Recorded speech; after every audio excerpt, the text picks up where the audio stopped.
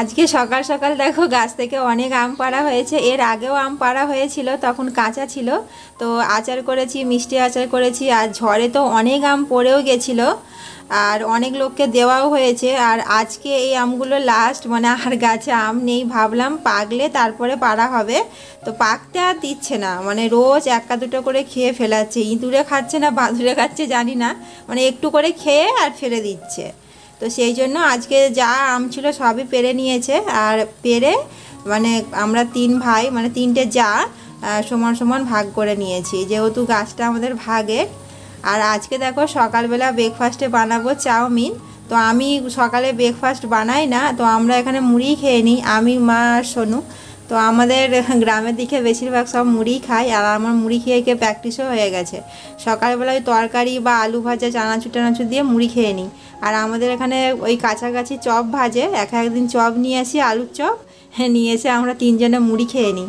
আর আজকে কি বলো তো, আজকে তোমাদের দাদাভাই আর শুভ ঘরে এসেছে, ওরা তো মুড়ি খায় না খুব একটা, সেই জন্য আজকে ব্রেকফাস্ট বানাচ্ছি।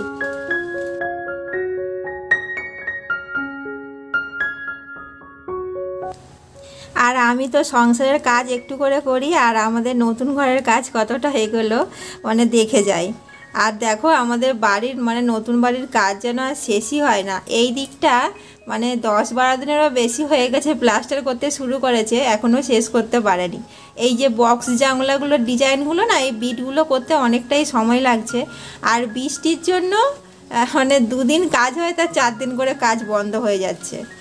আজকেও ওয়েদারটা খুব একটা ভালো নয়, দেখতে পাচ্ছ প্লাস্টিক মানে ঢাকা দিয়ে দিয়ে কাজ করতে হচ্ছে, না হয়তো ধুয়ে চলে যাবে সব। আমাদের এই নতুন বাড়িটা 7 মাস হয়ে গেল কাজ চলছে, কাজ আর শেষ আর হচ্ছে না। আমি ভাবছিলাম যে বাড়ির কাজটা শেষ হয়ে গেলে আমি একবার কলকাতা থেকে ঘুরে আসব। তো প্রথম প্রথম কাজ খুব তাড়াতাড়ি হচ্ছিল, অনেক মিস্ত্রি আসছিল, অনেক লেবার আসছিল। আর এখন যেহেতু 2টো রুম থাকার করে দিয়েছে একদিকটা, আর কোনো মানে কাজের কোনো তাড়া নেই, মানে হচ্ছে হবে কেন এইরকম হচ্ছে। এক তো বর্ষাকাল পড়ে গেছে বৃষ্টির জন্য, আর আমাদের থাকার জায়গা করে দিয়েছে, মিস্ত্রিদেরও কোনো আর জোর নেই, যে জানে থাকার অসুবিধা আর হচ্ছে না। আর আজকে এই চাউমিনটা আমি আলু দিয়েই বানাচ্ছি। এই আলু দিয়ে চাউমিনটা খেতে না আমার বড় ছেলে খুব ভালোবাসে। আমাদের তো কলকাতায় চাউমিনের দোকান আছে, মানে রোল, চাউমিন, চপ টপ সবই রোজই হয়। কিন্তু ওই চাউমিনের থেকে আমি যেই বাড়িতে আলু দিয়ে মানে একটু কম তেল মশলা দিয়ে যে বানাই, এই চাউমিনটা খেতে আমার বড় ছেলে খুব পছন্দ করে। সেই জন্য ও কালকে রাতেই আমাকে বলেছিল যে মা আলু দিয়ে যেরকম চাউমিনটা বানাতে, তো ওই রকম বানাবে। আমি বলে আচ্ছা ঠিক আছে। তো সে এখনও ওঠেনি, তো দেখলে তো অনেকটাই খুশি হয়ে যাবে যে আমি কালকে বললাম মা বানিয়ে দিল। তো যাই হোক, দেখো আমার চাউমিনটা হয়ে গেছে। আর সোনু এখন পড়তে যাবে, ও তাগাদা মারছে যে মা আমাকে খেতে দাও, খেয়ে দিয়ে ও টিউশন আছে ও 8:30 থেকে। তোমাদেরকে বলতে না বলতেই আবার বৃষ্টি শুরু হয়ে গেছিলো। তো বৃষ্টি এখন অবশ্য থেমে গেছে। তো কদিন ধরে এই রকমই হচ্ছে, মানে একটু করে বৃষ্টি হচ্ছে, আর বৃষ্টি হলেই কাজ বন্ধ হয়ে যাচ্ছে। এখন আবার মিস্ত্রিরা কাজে নামবে, তো ওই জন্য আমি বলেছিলাম যে আগে ভেতরটা প্লাস্টার করে দিতে, মানে যেহেতু বর্ষাকাল।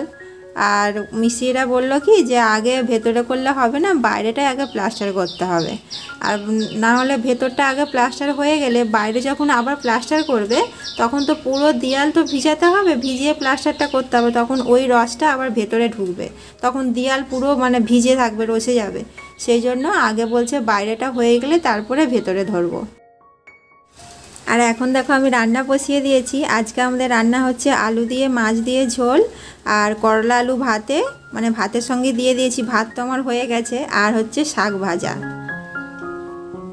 আর এই আলু দিয়ে মাছের ঝোলও খেতে আমার বড় ছেলে খুব ভালোবাসে।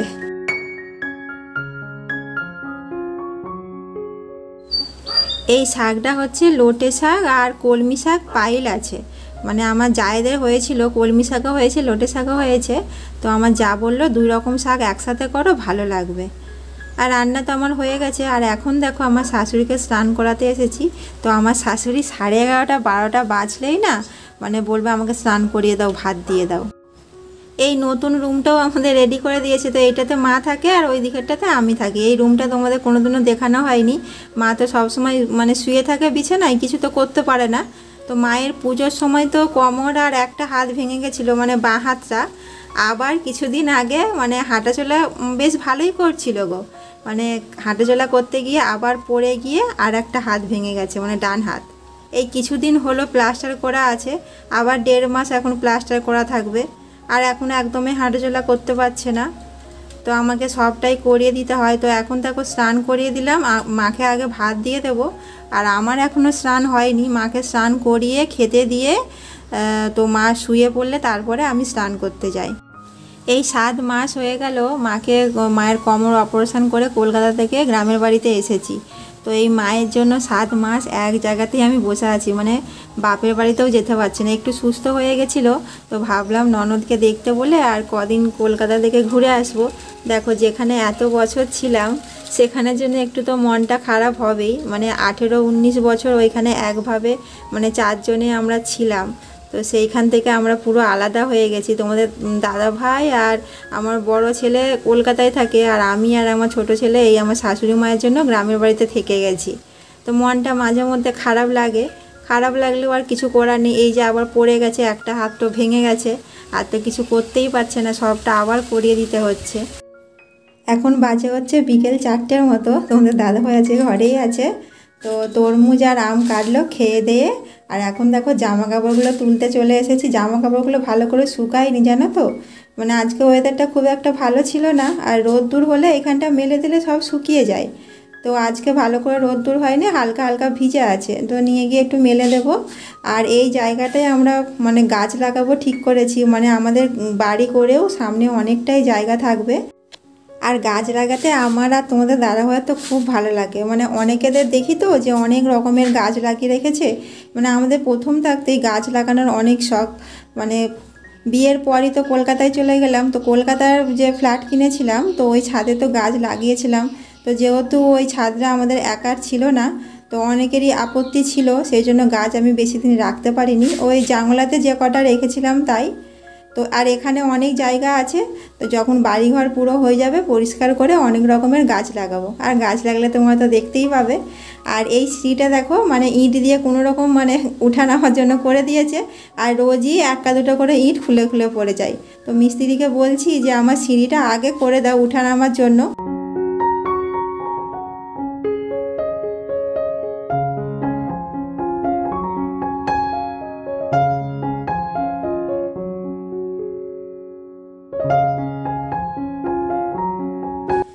আর এখন দেখো দুপুরে যে কটা বাসন ছিল, মানে ভাত খেয়েছিলাম সেই বাসনগুলোই রেখে আর একটু ঘুমিয়ে নিয়েছিলাম। তো এখন মাজতে বসেছি। আর ট্যাঙ্কিতে আমার জলও ছিল না, আজ কারেন্ট ছিল না। আমাদের এখানে ওয়েদার খারাপ থাকলে না কারেন্ট চলে যায়। তো এখন কারেন্ট আসতে মানে ট্যাঙ্কিতে জল তুলে এখন বাসনগুলো ধুয়ে নিচ্ছি। আর আমি বেশিরভাগ মানে ভাত খেয়ে বাসনটা রেখেই দিয়ে এই বিকালবেলা বসে বসে ধুয়ে নিই। আর বিকালবেলা কী বলতো, বেশি তো আমার কাজ থাকে না, এই উঠান ঝাড় দেওয়া আর জামা কাপড়গুলো গুছিয়ে নেওয়া, আর এই যে দুটো একটা যে বাসন থাকে, আমরা 3 জনের যে বাসন থাকে 3টে থালা, ওইগুলো ধুলেই আমার বিকেলের কাজ হয়ে যায়। আর আজকে আমাদের রাতে হবে ফ্রাইড রাইস আর চিকেন। আর তোমাদের দাদাভাই গেছে বাজারে চিকেন আনতে। আমার ঘরে এই সবজিগুলো ছিল, তো ভাবলাম এখন বসে বসে কেটে নিই। তো চিকেনের আলুটা পেঁয়াজটা আরে কেটে রাখি। আর আমাদের এখানে তো মানে আছে কারেন্ট চলে যায়, কারেন্ট না থাকলে সেই কাটাকুটি করতে অসুবিধা হয়ে যাবে। আর আমাদের এখানে এই কাছাকাছি কোথাও চিকেন পাওয়া যায় না, মানে চিকেন আনতে গেলে মানে 30-40 মিনিট যেতে হবে, তারপরে বাজার পড়বে। তোমাদের দাদাভাই এখনও আসেনি। আমি একদিকে ভাত বসিয়ে দিয়েছি আর একদিকে আলুটা নেড়ে নিচ্ছি। ভাত হয়ে গেল আর তোমাদের দাদাভাইকে ফোন করলাম, বললো কাছাকাছি এসে গেছি। মাংসের আলুটা ভাজতে ভাজতেই তোমার দাদাভাই মাংস নিয়ে এসে গেছে। আজকে কোথাও মানে মাংস পাওয়া যাচ্ছিল না, এইটা হচ্ছে দেশি মুরগি কিনে এনেছে। তো দেশি মুরগি আমার আবার খেতে ভালো লাগে না, তো অল্প করেই এনেছে। তো যা এনেছে আমাদের হয়ে যাবে।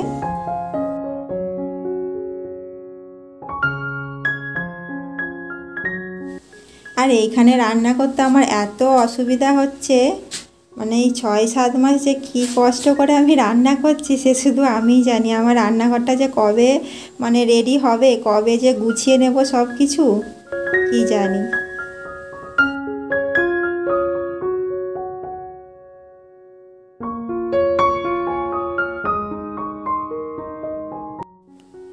দেখো চিকেনটা আমার হয়ে গেছে। চিকেনটা একটু ঝোল ঝোল রেখেছি, তো রাইসের সাথে একটু শুকনো রাখলেই ভালো হয়।